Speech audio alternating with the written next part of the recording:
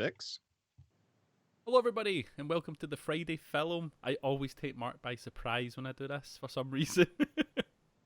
It's like you're like, hey, let's go over. Oh wait, I've done something. Right, ready? Like, we Yeah. sure? I'm fucking. That's how I do it. It's the act of surprise to get in here. It gets us on the right Well, mood. it does get you on the back foot, so you're basically just like, oh, I've gotta act. Pretend you're human, Mark. Pretend you're human.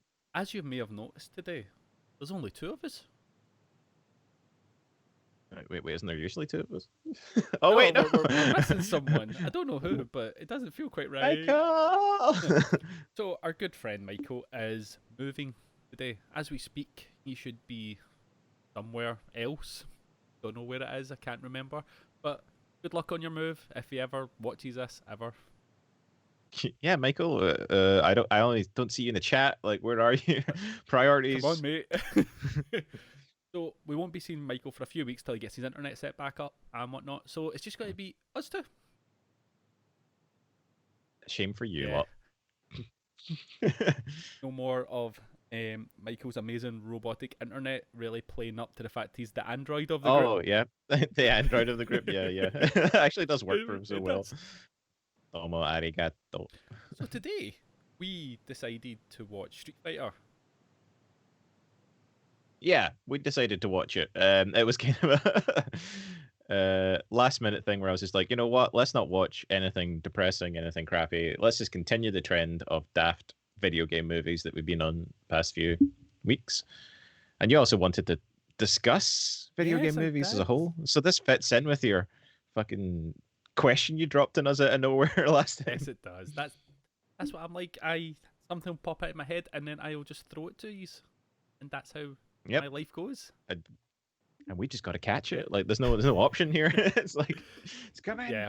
So, did you have a look at the idea of any good video game films on and why video game films tend to not translate? Did they do any research? I mean, like, are you trying to tell me that Street Fighter is not the best video game movie of all Oh time? no, it is. It's like I watched it today and went, "Yep, I remember why I love this film. It is ridiculous. Yep. It's so good."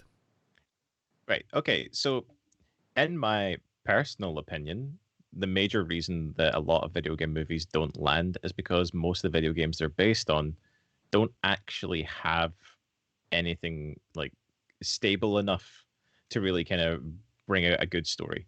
Like if you're talking about films like Mortal Kombat or Mario Brothers, like essentially the studios just had to throw out whatever they were given and just place these characters into some scenario. Right. Can you think of a good one? Because the only one I can think of that actually managed to pull off a convincingly good movie and still kind of utilize a lot of the video game logic was the Bruckheimer's Prince of Persia. Yes, yes. On that note, for me, I felt the Assassin's Creed film with Michael Fassbender was okay. And okay in this genre is good, considering how bad the rest is. It's like No. I asked you to tell me a good movie, Street not Fighter. not. Street Fighter. Okay. Right. Okay. So this is where, like, in my opinion, Street Fighter actually creates a good film because it knows fine well from the get go that it cannot make a good Street Fighter film. Right. It doesn't want to make a good Street Fighter No. film. What it wants to do is make a comedy parody of dictatorships. I think is the whole shtick they were going for, and that just somehow twisted itself into being a Street Fighter film, and it It works works weirdly because well. no one cares. Like if anyone's going there going, oh, he didn't do a fireball, oh, Exactly. get the fuck out. Thomas put a good one over there saying that he thought the Lara Croft film was good. Which one? The newest one, I'm guessing. I don't think he's talking about Angelina Jolie film. Are you, Thomas? Because like Tomb Raider, like Lara Croft, I think it was called. Yeah, The Adventures of Lara Croft or something. Newest one. Yes. Right. Oh, right. Okay. I think the Angelina Jolie one is actually better than the newer one. Oh, that's a hot take right there. Because again, the Angelina Jolie one is just like schlocky action nonsense, whereas the newer one tries to like have a plot but fails to have a plot, if you get what I mean. I have never seen it, so I don't really have an opinion for once. I looked at it and went, this looks a bit too gritty for me. It's not. It's really not. I can't, like, I have seen this movie and I honestly couldn't tell you what the plot was outside of that she's looking for something that links to her dad, and then there's some other people who know stuff about what her dad was up to, and she becomes Tomb Raider. an archaeologist or something. It's Okay, here's a question then for you on that note. Which game do you think would translate well into a movie? well, I think games that are already quite established storylines would translate quite well. I mean, Things obviously, like you're talking about your stuff like Uncharted, Last of Us, things like that. yeah, yeah, they would be easy to translate into films because the gameplay in those games are tertiary, right? When you think about it, other video games, like if you said to Shigeru Miyamoto, what was your primary design goal when making Mario Brothers, he'd be like, well, the gameplay, because that's what it's about, right? It's not about the story of a plumber coming to save a princess, right? No one cares. Whereas if you think about the Naughty Dog one, I'm assuming 100% that someone made a script first, and that game engine and all the mechanics came way after, like, because all they are is push forward and press X. Like those functions are built into Unreal Engine. Yeah. You don't need to try here, mate. Let's play this interactive movie. Any of the David, what's the guy's name that did Heavy Rain? David Cage. No, like, right. So your problem there is exactly what we were just talking about. A good story. Did you not did he not do Detroit Becoming Human? I liked that. I don't want to get into it, Chris, Okay. because it's political matters that I would not like to discuss in a on a fun little podcast. And David Cage, maybe just stay the fuck away from storylines like that, and maybe learn his fucking role. You know what I mean? Like, fuck me. Like, right. See if you could maybe finish a game without it going completely batshit nanas and having. I liked Fahrenheit for that though.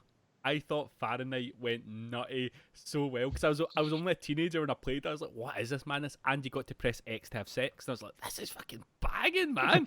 This is so good." Oh no! And then it became X to Jason. So. Oh no! That X button's seen it all, apparently. The game world for me that I would love to see translated over is Elder Scrolls, because I think it gives you a world with no stories that you can build whatever story you want in it.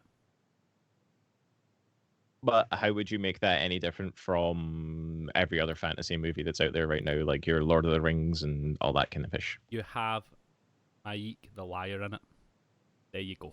Oh, it's just you. That's just, same with you in Fallout, isn't it? It's like, well, there's this one character that is. No, I think the lore of Elder Scrolls is different enough that as long as you play from the lore of that game, you could actually make an interesting story, even though it will just be a stereotypical fantasy film.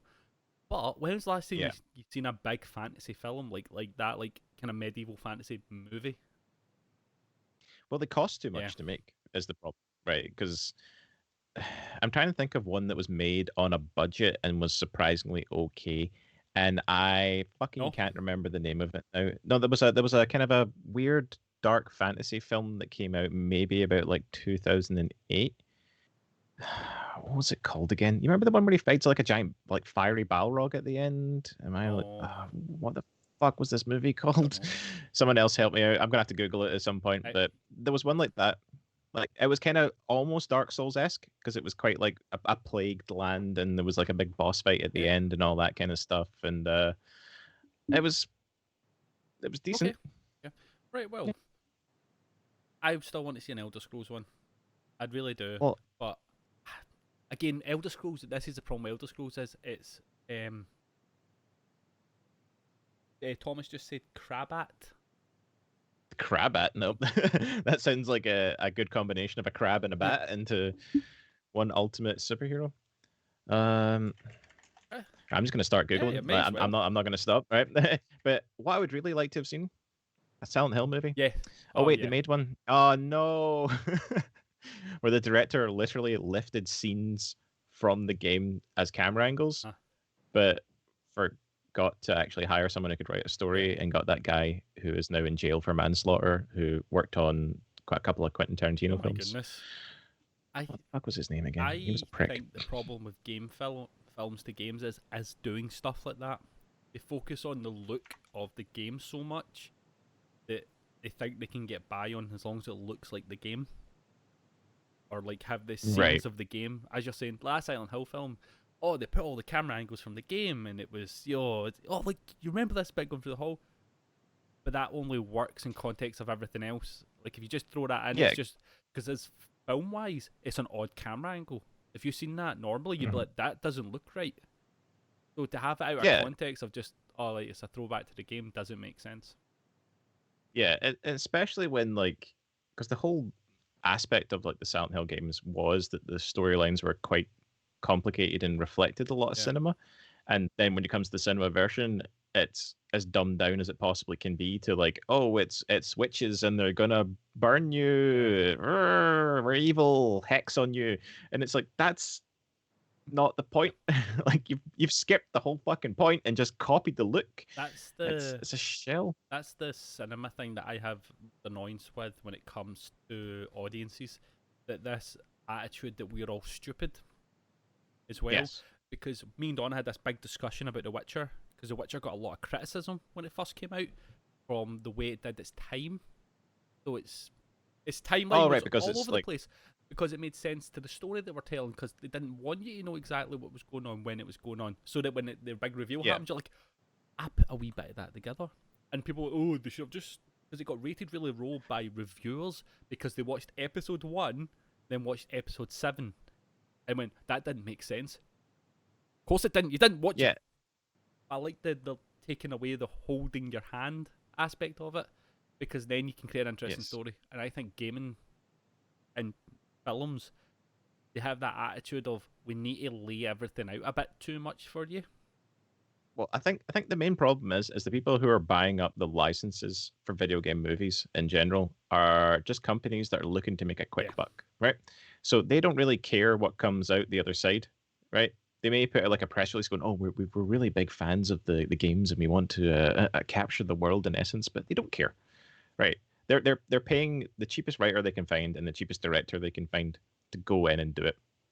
That's why, like, it's been known for the longest time that the Metal Gear movie has been like in production, but it will never leave production because I think it's what's his name, Voight Roberts or something. The guy who did like Kong Sky Island. He wants to direct it and he's been working with Kojima on it, but literally no studio will pay up To make the this. amount of money that's needed for that movie to come out. The And biggest problem with that film is that's feast or famine. You're either going to be one of the biggest films ever made, or you're going to make nothing.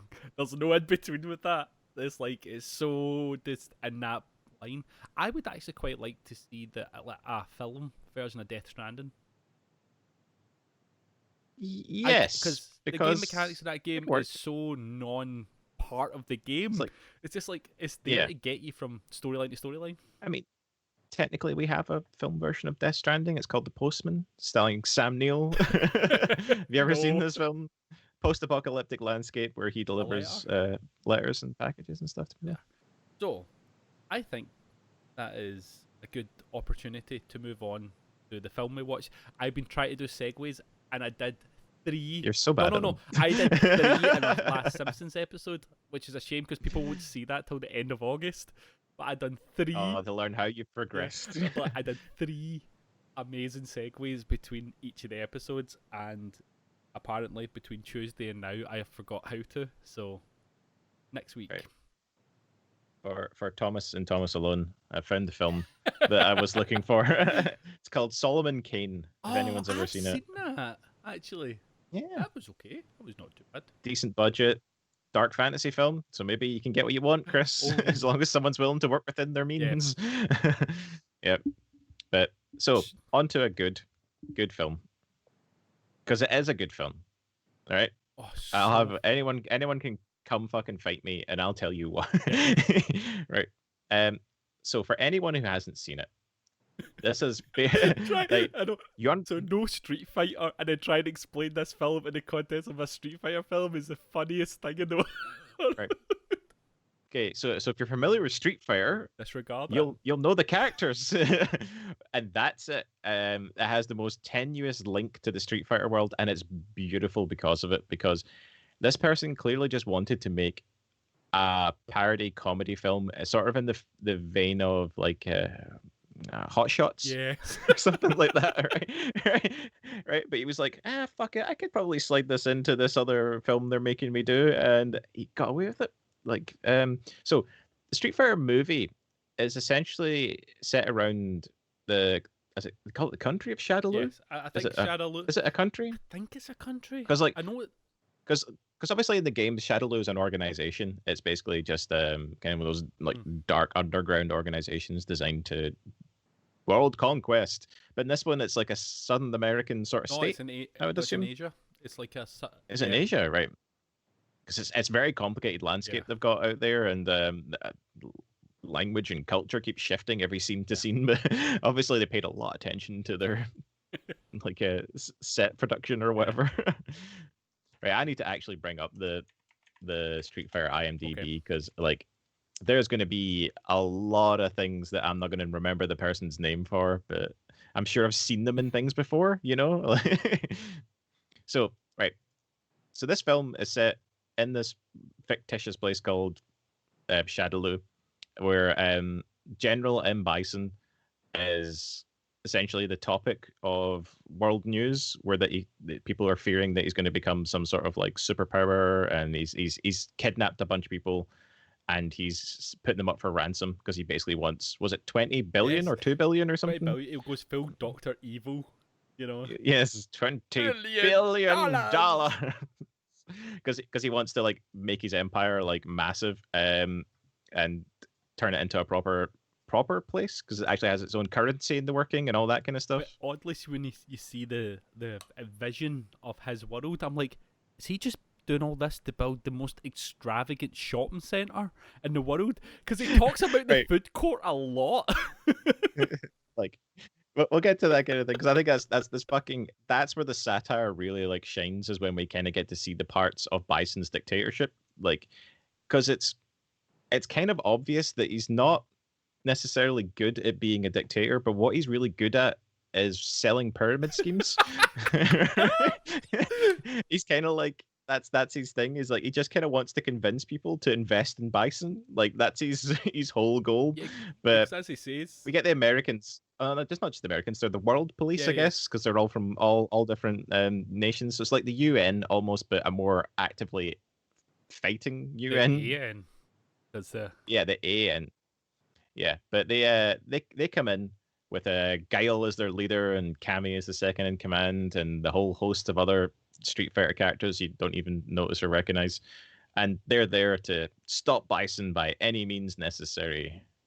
Not street fighting though. They won't stop him by street fighting.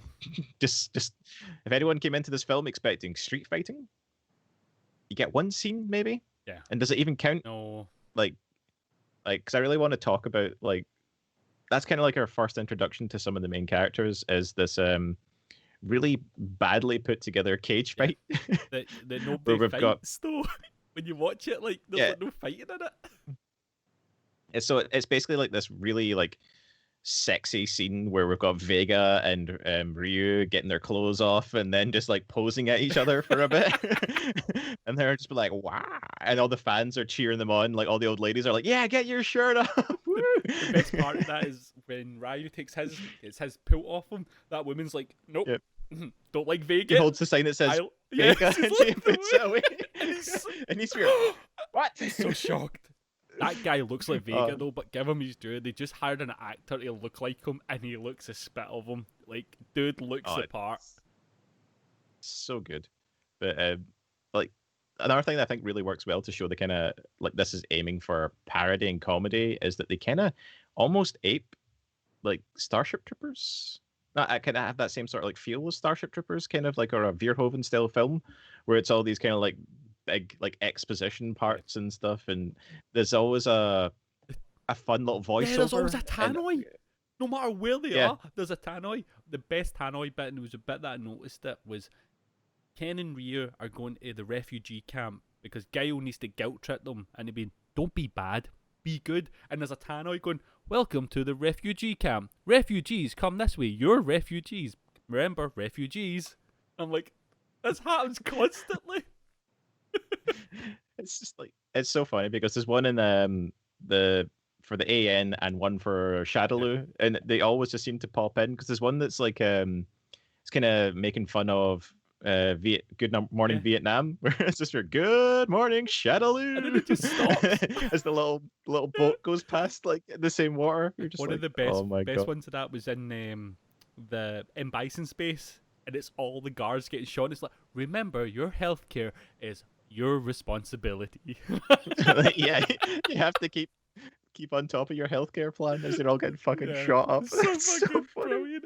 It's so good. But like, I honestly never noticed how much of a comedy film this was when I was a kid. Like, I feel like it just went over my head.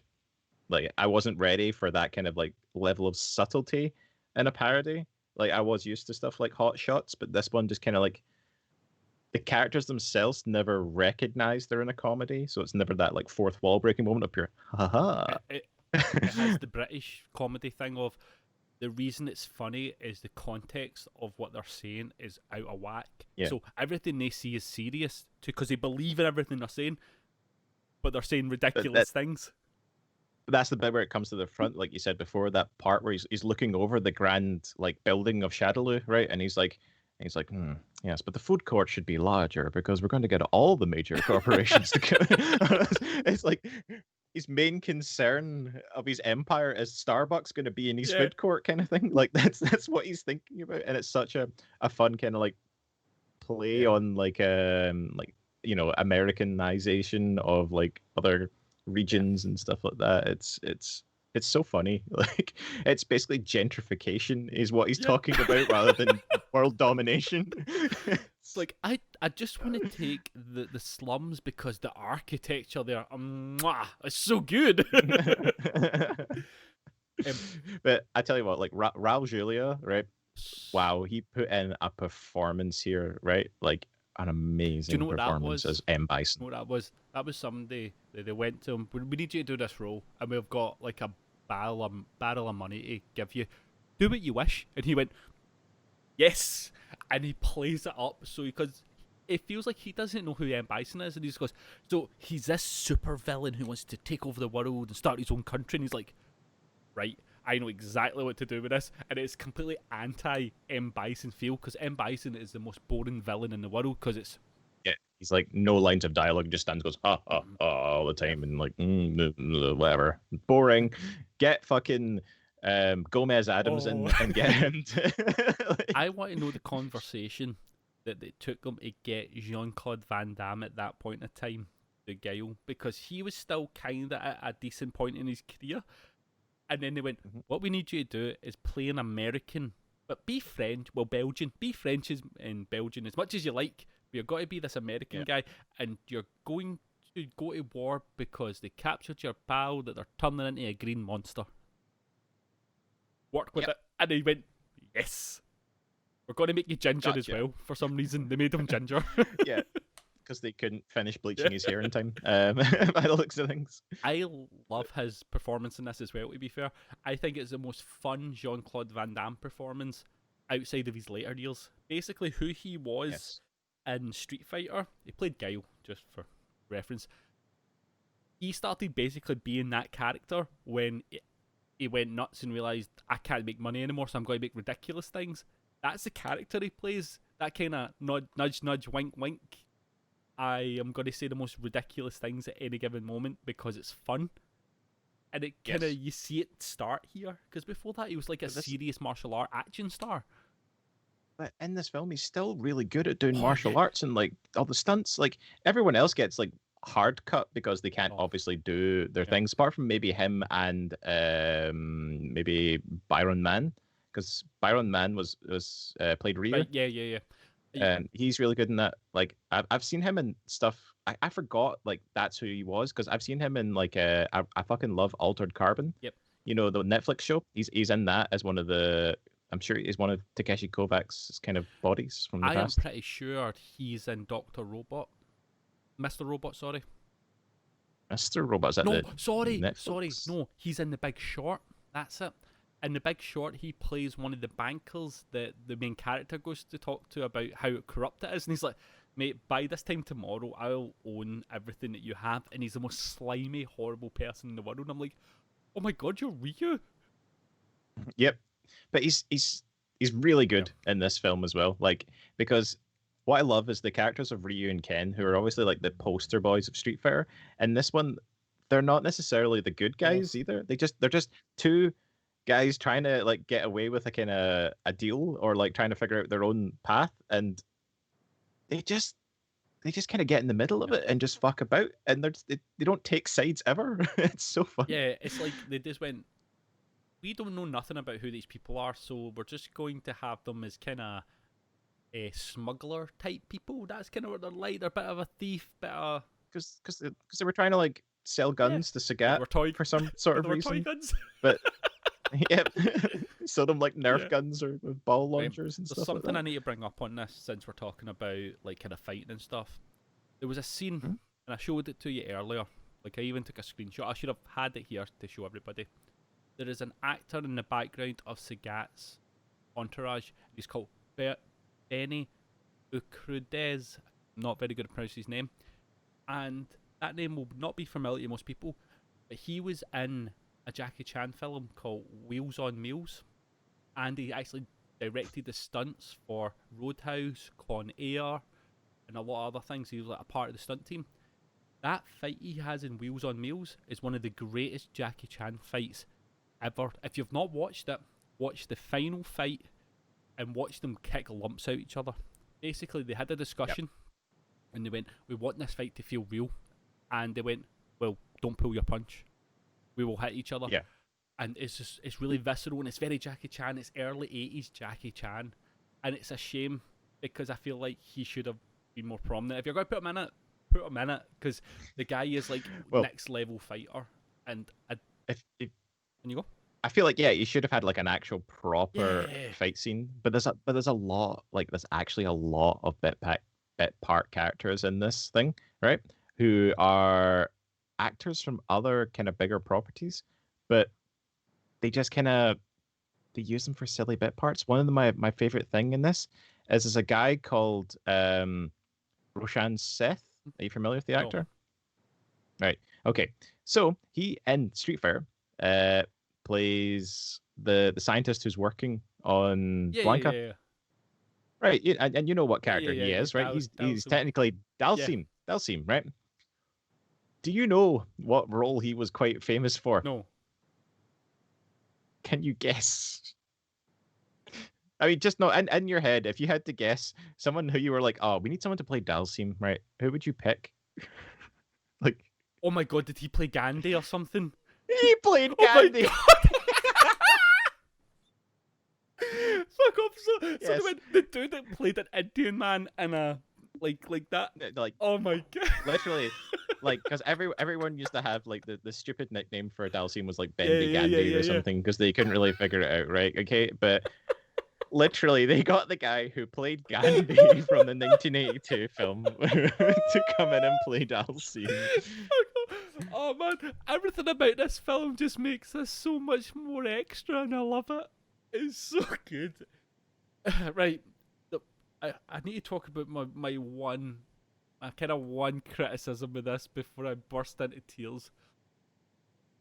I wish the fighting in it was just ratchet up a notch. It's my one criticism is the fighting in this. Outside of watching Van Damme actually being able to fully extend his leg compared to most of the cast, No. the fighting was Yeah. so dull. But they had to, like, in certain sections, try and make the fighting look a bit more like the video games, right? Okay, so they had those kind of like lunge kicks that go across the The bits I screen, did- daft little uppercuts and stuff. It's like it's fun. Yeah, I did mind right? them. It was a lot of some of the other just bits of the fights. See, when they did like the character stuff of the fights from the video game, they were brilliant. I loved them. But a lot of the other fighting in it was so just really like, come on. You've got a guy that fought Jackie Chan in the wings. I'm pretty sure he has some comments on how to make your fight look a wee bit better. Yeah. It was But, my only criticism is because, like, see, watching Chung Li fight, I'm just like, and she doesn't feel powerful when Chun-Li's whole big thing is she is quite powerful when it comes to kicking people. I don't know. It's a cool scene though, because like literally Bison is just like that. This scene in particular, like I want to talk about that. Right, I love this scene Yes. because see this, like, let's start with the set.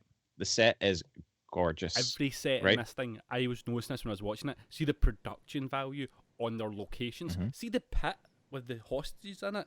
When you start looking at it, you go, no, they built basically the main hall of a secret base with all the tiers of people can stand, all the doors. I'm like, how did they even? This is That's not a painting. Like that's an actual full thing. But like so Bison's room, right?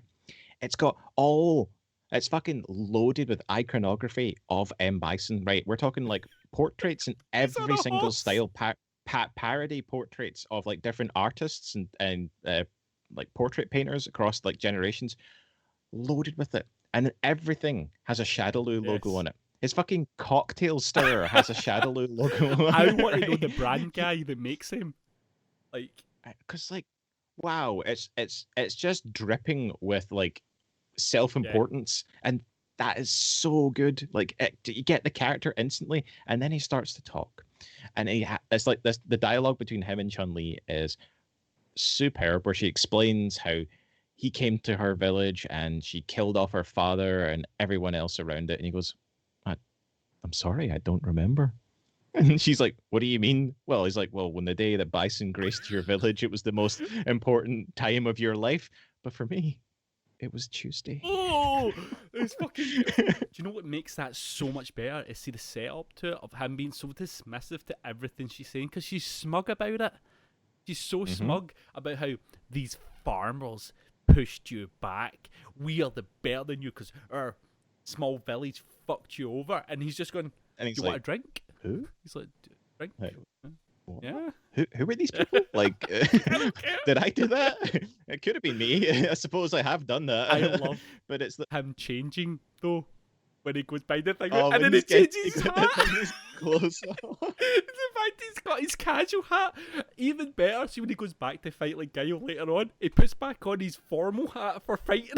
I'm like, that's fucking gold. He's fighting hat, but like everything in that scene, I'm saying like Yeah. everything, as you say, like going to that bit to kind of get like his clothes changed, but his clothes change is essentially just similar, but it's now a robe, Yeah, he and puts a like smoking jacket on. That's kind of like the difference. like and the fact that he just like talks to her as if she's nothing, and then she just turns around and goes, "Well, I basically studied every martial arts style in the world so that I knew I could get my revenge on you someday," and he's like, "Yeah, but you're just a woman. You're not gonna do anything." And then she fucking fly kicks the shit out of him, knocks him about the room, puts him through a fireplace and everything. And it's just like, but she gets distracted because all her friends try to come in and save her, but she's too busy kicking his ass. Do you know what I love his it's so well fireplace? done. It's like that's just this big skull and it kind of works and it's the fact that everything in that room works. Like when he changes the lights and everything, I'm like, that's just fucking brilliant. Oh, and the like little safe room he's got off to the side, and then how there's like Gas. gas intakes and stuff. And everyone's just like, "What the fuck?" It's everything about it is like a Saturday morning cartoon villain, Yeah, oh right? god, yeah. Like it's the kind of thing you would set up for like a massive big long TV show, but this is for one scene, right? This thing is so well You engineered. just know he's got a button with a pit. He just couldn't get to the button in time. Yep, just to drop them Yeah. all in into the spikes. But he does that later on as well when he's like as when It's when Giles approaching. yeah, it's when it comes up and then the spikes come out because they're releasing the beast from down. I'm like, Yep. I love the idea that he built this base and had to go to the contractors. Right, what I need is a lift. I need an elevator. But when it hits the top, I need swords to come out of the ground. Yep. But everything he does is Oh, yeah. extra. Like he has a flying platform that is just for him moving around the arena, despite the fact that later on he reveals that he himself can Like, actually fly. just fly if he wants to using the same propulsion technology. But it's all for a grand gesture, essentially, everything he does. And he has one of the most wonderful bits of technology. Yes. He has a minefield that is controlled by an arcade cabinet stick setup. 2-player nonetheless. I like how he has to move it about for basically pressing a button to let go of the chain. Like, could you not just like let them run into them? They look like Yeah. proximity mines, regardless. There was another Capcom mention in, that I didn't notice when I watched it on Wii, and it was, see when Chun-Li, E Honda, and Balrog, I think he's the boxer. Boxer's called Balrog. No. Yes. See when they're doing their performance, the tub that she gets put in has a Capcom lid, and I was like, I never ever noticed that. So I was like, yeah, Capcom. Nice. So, a little bit of trivia, because I don't know if you know this essentially, but the reason why the names are so confusing is because the original Japanese version, Balrog, was Vega, because Balrog meant like beast, and like obviously he's the pretty boy, so it was a parody type thing. M. Bison was the boxer because he was Mike Bison. Yeah. Right. So, but they couldn't do that because they knew that in America they would just be found out in 1 second. So they changed their names to their characters. Yep. And yeah, obviously Vega was M. Bison because he was just larger than life kind of character. But yeah, that was confusing for most people figuring out like why these characters had such strange names. But M. Bison is basically just Mike Tyson. That's cool. He's just like, I just love though, like the fact that like this character who is like so larger than life has convinced all these other people to fight for him, but it's for totally different reasons. Like he has this cast of like all the other kind of like characters you may have forgotten from Street Fighter, like not even ones that were bad guys. He had like DJ, yep, Zangief, but these guys have amazing lines of dialogue, right? They're not even outshined in any way. There's like a part that I love from DJ, you know, when he's like he's escaping from the base and he's just grabbing everything. I should have just stayed at Microsoft. Yes. I feel he's gone from one evil corporation to another. Like, so bad for Zangief though. His revelation, he has a good arc because he just has like he's not a bad guy. He doesn't want to be the bad guy. He's just a bit dim. He didn't know. He thought he was doing it for the good old Russian way, you know, fighting for freedom and uniting everyone. It's just his conversation with DJ, and he's just like, yeah, why are you running? We must stay and fight for freedom and peace in the world. And he's like, mate, we're the bad guys. They're the good guys. They come from all over the world to stop us. And he's like, we're the bad guys. And then he has a Godzilla fight with freaking Honda. That bit is so good because it's like it's just the fact that like you don't expect it because they're just brawling away, and then they somehow get into that boardroom with the model version of Shadaloo, and then they're fighting on top of it, and like it's the 2 Japanese officers from the AN, is what they're called, and they're checking on the cameras and stuff to see what's happening, and they're just 2 of them are watching it going, what? Because it looks like a Godzilla fight to them. But they're just like, what? I like the fact that they slam each other through a steel floor to start all this off. It just kind of bends. So this is the weird bit of this film, and I'm going to go right back to the beginning. Intro of this film sets up a film that is not what this film is. That intro with the kind of newsreel sets up as quite a serious war movie. Like, you go, oh, this is going to be some heavy shit. And then it cuts to Vega and Ryu having a fucking topless fight in airsoft rifles.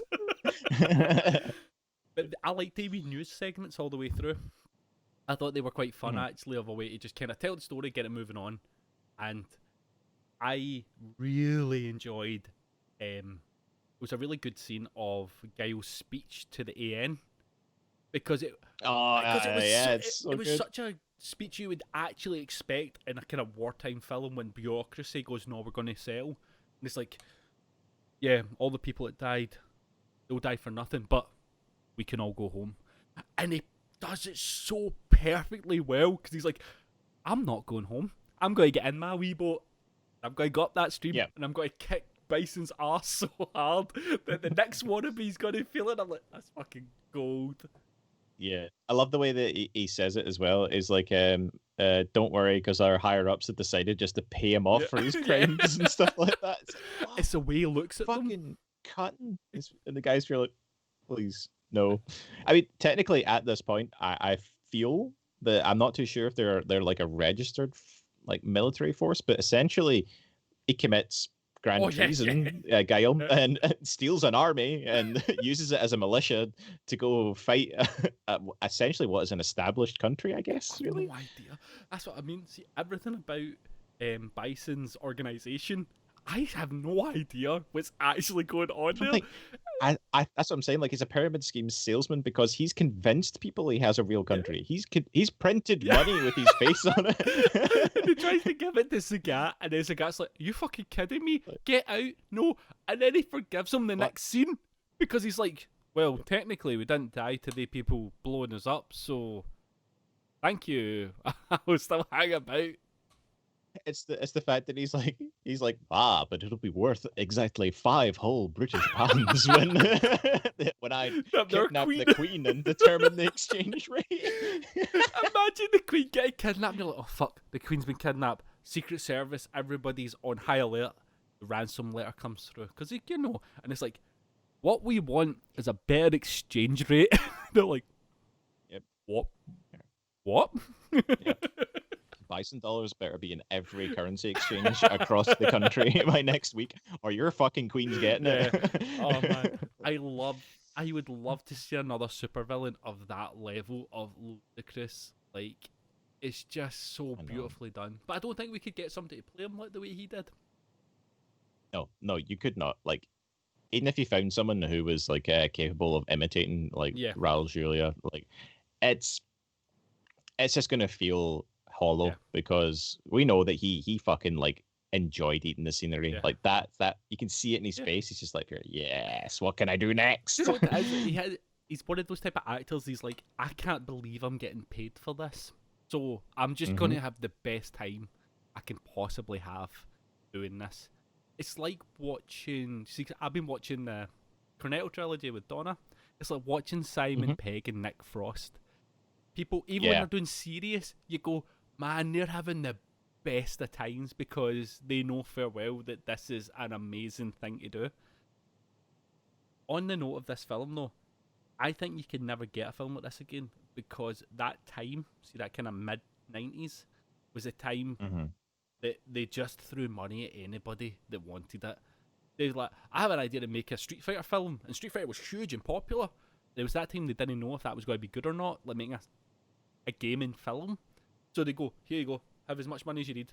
Because look at all the... Yeah. Because that set with the outside of M. Bison's base, that looks like it's on location somewhere in, like, Asia. Honestly, it does. It looks like it's been constructed like properly somewhere in a field, Yeah, like next to like a, I don't know, rice paddy yeah, or like something that like does that. not look like it's in like a set in Hollywood somewhere. That looks like they went, this is kind of like not as important area. You're more than welcome to have your kid on fight scene on it. I'm actually gonna, because it tells you, doesn't it, on IMDb usually? Like it actually sometimes tells you whereabouts the production was filmed. Sometimes, but it just really depends who updates it. Yeah, I mean, I guess that would actually require like all the people who were working on the film to explain all that stuff to Okay, someone. it was filmed in Bangkok. Filmed in Parts Bangkok. of it were filmed in Nice. Bangkok. Is that how they ended up with like obviously some of the guys from like the Jackie Chan films and stuff then? Possibly will Benny Urquidez, I'm pretty sure he's American, but I am unsure. I'm having a quick look at the trivia very quickly. Because I know a lot of like martial arts workers moved to like kind of like Thailand sort of area and stuff like that as well. Did they not? Yes, yeah. Because if you're into Thai box, The film industry was bigger yeah. there. Because if you're into Thai boxing and you want to make a name for Thai boxing, you go to Thailand and then you're able to move into stunts from there. It's pretty easy to kind of make that transition over. Because we were talking about, is it thingy Gareth Evans? Is it the guy who yeah. does the raid movies? Like, because he gets all these people from Bangkok and films in Bangkok and stuff as well, because it's where all the most of the stunt fighters are nowadays. But one of the best scenes in Street Fighter, I need to talk about it. It's the last second when the Street Fighter logo decides to come up and every one of them do their poses. It's like, I just love them. it doesn't make any sense, but it's so fucking. It looks so cool. It looks It's just so fucking. Do you know what I'd love? Seeing the moment after that, because it's like the thing blows up and then they all do it, and then the second after, they're watching them go. So we. Pub. Up. Yep. Let's, Just let's, yep. Oh, there we go. let's get going. Just Chun Li's spirit. Let's hit the pub, mate. Not Chun Li, sorry, Cammy, who was played by Kylie Yeah. Minogue, an Australian. Again, everyone in this cast is just playing whatever. Yeah. But did you, Chris, stay around for the post-credits scene? Fuck off! There was a post-credit scene. Are you fucking scumbag? You missed it. It's the 90s. You don't do post-credit scenes then.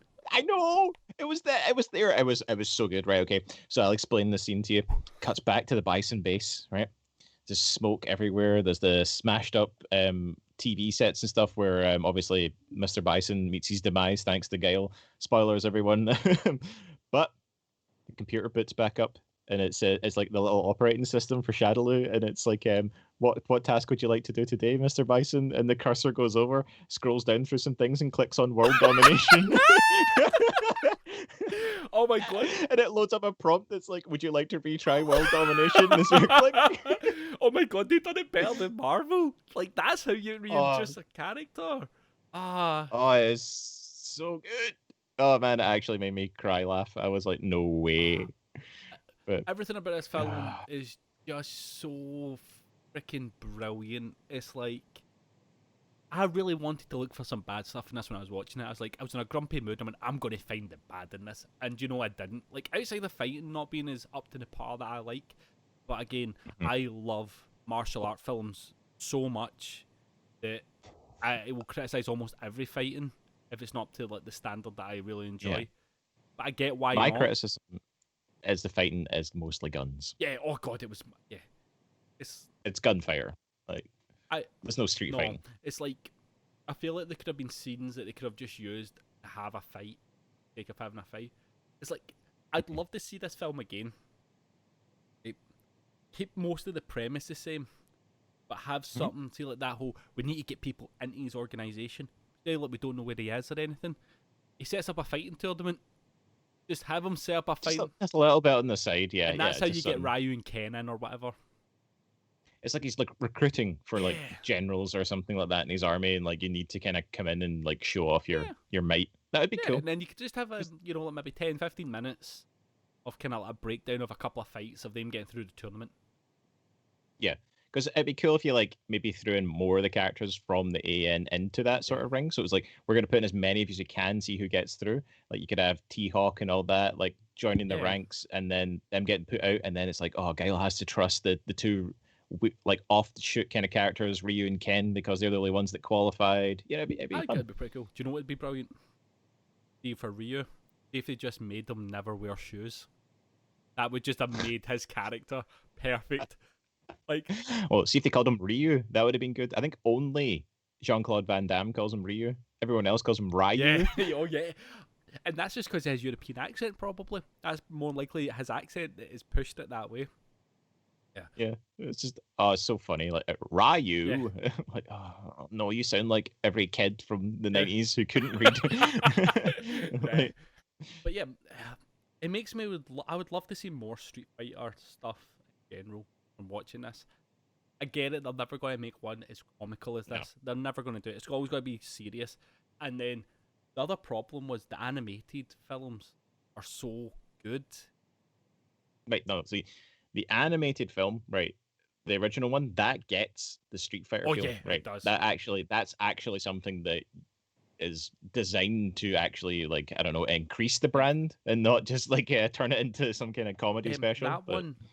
That the one where it starts with Ryu, I nearly said Ryu there, Ryu fighting with Sagat to give Sagat his scar and the lightning and the rain. Because I've seen a few Street Fighter animated ones, and I'm always confused at the timeline. Because I'm pretty sure that's the one with like the fight between like Chun-Li and Vega. Yeah, that's a brilliant fight in the bedroom, and then everybody. It's so fucking like visceral and awful. Yeah. You're like, oh my god, like this is a terrible The worst fight. part of that is the stories of people slowly try to go through it because there's meant to be a moment where you get to see more than you should. It's like it's a cartoon. They don't draw in those bits if they don't want to show those bits, guys. This is not live action. That's an amazing fight though. Like I love the dynamic they do because it makes Vega, even though he's this big handsome guy, feel like such a fucking predator, and it makes that fight really horrible because he's horrible. And then it's all about Ken getting mind washed, isn't it? At the end, I'm sure. Ryu has Ryu. My God, I'm saying Ryu now. I'm going to say it now to annoy you. Ryu ends up having to fight Ken, and that's pretty cool. Yeah. But I don't know. Like the movie just. I feel like nothing will work ever again because they won't have Andrew Brzezinski playing Zangief. So good. That's all we need because like his lines of dialogue every so often just kept this movie going. Best one. Oh my God, is this fit me? So they're going to blow up Bison and Sagat. This is for everybody at home. Blowing up Bison and Sagat. The Chun-Li and that set up a truck full of explosives, and it's going to barrel into their tent, and they're all gone. So, in true hero style, they leave a video for you to watch instead of just blowing them up. No. It's live. Yeah. Oh, it's yeah, live yeah, TV because remember they're the news crew. Yeah. They're the Right, news crew. So it's a live feed of them going, "Well, hello, Sagat Bison. We hate you all, and fuck you. We're going to blow you up." And the truck starts going down. And I was like, "Oh my God, what are we going to do? We need to." And they're all panicking, and Zangief just goes, "Quick, change the channel." is the and everyone's just like here. They hold that pause for like a second or two too long, and then it's just fucking Bison very calmly going, "Quick, everybody evacuate." It's like let's just just ignore him. He does. It's just the fact. Doesn't he get paid? Like poor fucking Zangief doesn't even get a wage. I love that. Like the side thumbs up as well. Thomas Yes. says where he's like, yeah, and Gail has to turn. But that line where he says it though, it's like, why would you sign up for a bad guy if he's so evil? He's like, because I got paid millions for this shit, and he's like, you got paid? I need to know the conversation that Bison had with them and get me sign up. Oh, what's this for patriotism, of course, like and the peace across the world, and he was like, I'm in. Oh fuck! Do you know what? The reason Zangief worked so well was they didn't use him very often. Like, he genuinely popped up maybe 4 times in total in the film and had probably about, like, speaking-wise, maybe about 2 minutes of the movie worth of speaking. And every minute he was on screen, he fucking stole the show. Yep. Like, it's honestly... It's a good use of comedy characters because, like, as I say, my main issue with a lot of comedy films is where they try to make everybody in the film funny. Yeah. That never lands for me. Like, your Thor Ragnaroks just piss me off because I'm just like, well, if everyone's funny, no one's funny. It's fucking Syndrome, right? You know? Like, have you seen The Incredibles? Like, fuck off. Right.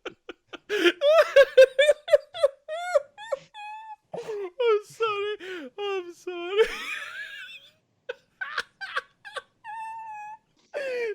It's just how much you hate Ragnarok now. No, it's honestly like fuck comedy movies where literally no one is a straight person like that. I mean, the straight man is a comedy term for the person who is the brunt of the joke. Yeah. You know, whereas like. Yeah, stuff like that. Because if you think about it for a second, right, like in a movie like Thor Ragnarok, because it's the only example I can think in my head, the character of Korg, right, fucking hilarious if he was a Zangief, right? If everyone else was going about doing their business and he just turns up and goes, hey, here's a funny one-liner, mate, and everyone's like, buckled. But no, every second, every character. That's not funny. That's what this does right. Because there's funny moments that other characters have, right? But they're not directly playing for laughs. They're not the comedy character, but everything else just lands like that. It's like stuff with Guile when Chun-Li escapes, and they're like, "Oh, what a disaster!" And then he pops his head out and goes, "What a woman!" He's not saying it to be funny because he's actually like, yeah, "Oh, yes," and it's hilarious because one, it's Van Damme speaking, and there's something about Van Damme's delivery of things that is really funny. Oh, the bit where he's like the only kind of really good physical comedy moment he gets is when he goes up to fight all the bison troopers and he's got the knife and he pulls it out and he's like, yeah, let's go. And all of them start backing off and he's like, just the smugness on his face of like, Yes. you're scared of me, aren't you? And it just cuts behind and there's like an entire army of people with guns pointed at them and he's just like, It's the way he puts his knife Yep. away. He kind of goes, it's just kind of like, this never happened. like no one can see behind me. It's like, see, that kind of thing where you just you spread your characters out and you give them all a unique Yeah. way to be entertaining and funny. And somehow this fucking movie does it, and I'm really surprised at It's it. like Honda getting whipped. Out of nowhere, it becomes one of the funniest scenes of him just chilled the fuck out, going, He's kind of like smirking Yeah. and laughing because it's like the guy's like trying to break him, and he's beer. Next, Yeah. you got anything better? I like his reason. He went, man, how did that not happen? Dude, I'm a sumo. Like, that's not a reason, but he's just like, I'm sumo, mate. Right. Again, I'm kind of confused though. Was he No, Japanese or was no, he he's like Hawaiian. Maori? No, he's Hawaiian. Hawaiian? He Or- was Hawaiian. Oh, so I mean, Hawaiian Yeah. is technically Japanese, right? That's fine. Yeah, That's fine. he was Hawaiian and he was kind of in the running to become the next. That's a plot point that I need to bring up. So, the reason Balrog and Honda were helping Chung Li out was because M. Bison went out his way to destroy their fighting career for some reason. He's like, yeah, I was going to be the champ, and then Bison stopped me. Like, why? Like, why was that even a thing? I don't know, but I have just on my IMDb little search here have discovered something that makes me incredibly happy. What's that? Right. So, this guy who directed this film, the Street Fighter film, and wrote it, he's actually done some other really fucking good films that you like. Oh my god. He wrote Die Hard. What? He wrote Commando. Oh my god. He did one of my favorite fucking films of all time, Hudson Hawk. Oh my goodness. He did 48 hours. I like 40 hours as well. Oh my goodness. Sorry, I had to go and look Like- at it now. Running Man. Holy He shit, did- this guy needs like He did, the screenplays for so many good he did films. Judge Dredd. Beverly Hills Like- Cop 3. Like, I mean, you're getting into some bad area there, Chris. I like but, Beverly Hills like, Cop 3. right. But honestly, have you seen Hudson Hawk? Yes. Like, That's right, okay. the I feel like that's the Bruce Willis movie, isn't it? And he's like Yep. a spy Yeah. or something, if I'm remembering it correctly, or like a secret agent type thing. Yeah, right. no, not really. He's a career criminal that gets kind of put into a secret agent role. Yes, Yep. yes. But it's so well set up. Again, that's another character film where so many characters get to breathe and like have their own personalities. It's kind of like almost I would relate it to Metal Gear Solid. Okay. Like if you think about like the Foxhound unit where everyone's all these kind of unique characters that are like special agents and have their own powers and stuff. That's what Hudson Hawk does perfectly. Like it's such a good film. What? Man, this guy needs more credit. I can't even say his name. Steven De Souza. Yeah. But- Something like that. Either way, you're amazing. Yeah. You made so many great films. Yeah. Like, thank you. I can't believe the stuff that he's written. Hmm That's nuts. Like I didn't even know this guy even existed. It just shows you how much you don't pay attention to the writers. I mean, because I didn't actually really like think about it too often, and then I saw he was the director and the writer. I was like, whoa, wait a minute, like, what else has he been up to? Yeah. That's a great line of credits Yeah. there. You made my childhood, Stephen. You actually Yes. built my childhood, so good for you. Yes, fantastic. What a guy. So, any final thoughts on Street Fighter before we start wrapping this up?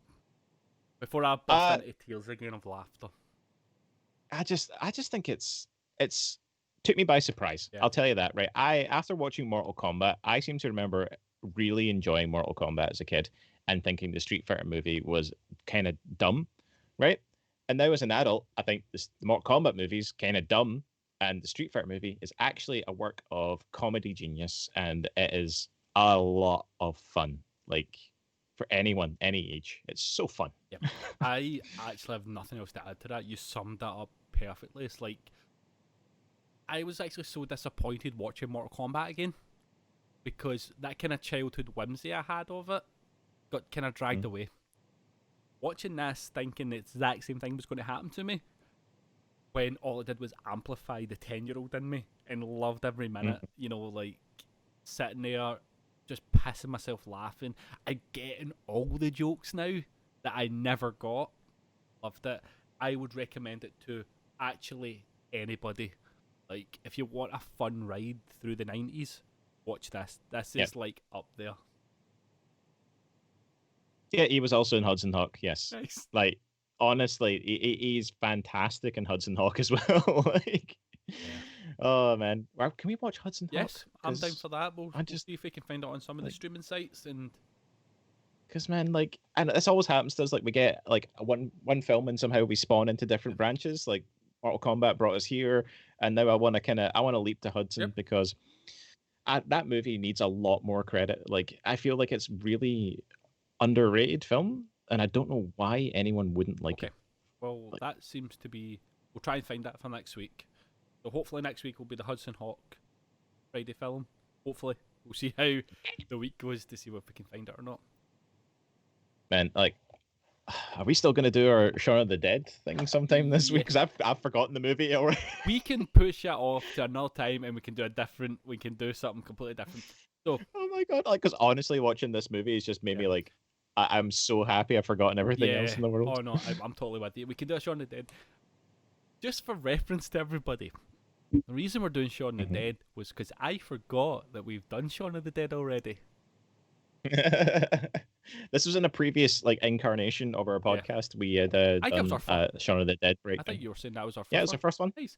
So do you know what? I'd like to go back to that, but we'll go back to that way down the line because I think it'd be a really fun trip. So quite far down the line, we'll think of something else for our. If we can make it a year, we'll do it. Yeah.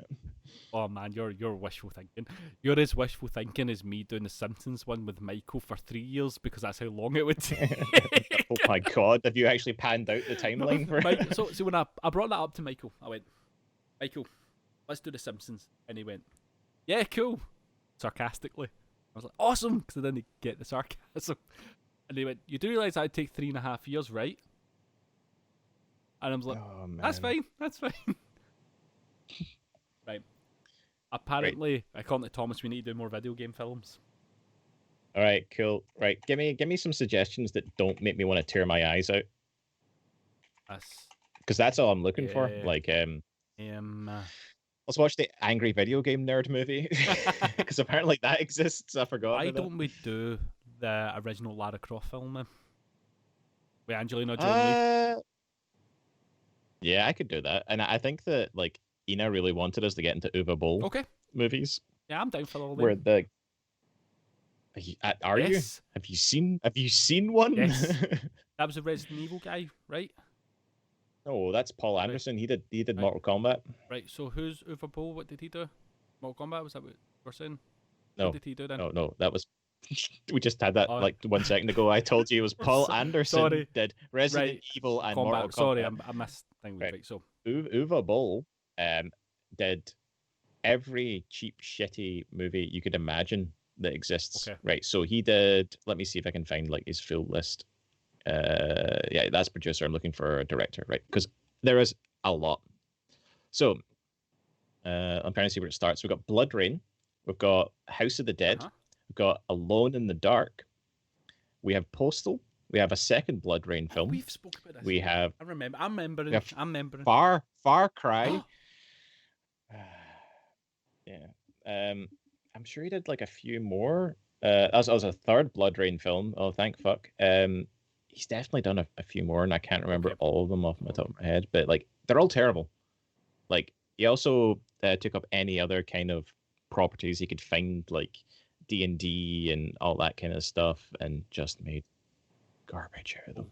Okay. Well, that could be interesting. But yeah, I am very happy with going down the video game route movies for a bit. Since Michael's not here, and I like to see you suffer. It's fun to watch you suffer. Thanks. That's what I'm here for. one day. I'm gonna see if someone's made a film of like Total War or something like that just to upset you. Find some video game franchise you fucking Well, love. they kind of have. That's called Red Cliffs. Oh, there's one here called Forbidden Kingdom. Do you like anything called Forbidden Kingdom? I've seen Forbidden Is that a video game you've played? Is it Forbidden Kingdom with Jackie Chan? No. No, because there's a Forbidden. Oh, actually, they've actually had to change the name in other regions to Forbidden Empire, apparently, because not to compete with the Forbidden Kingdom starring Jackie Do Chan. you know what? But I thought that was an okay film for the film. It brought Jackie Chan and Jet Li together. I thought that was quite cool. Around the two biggest.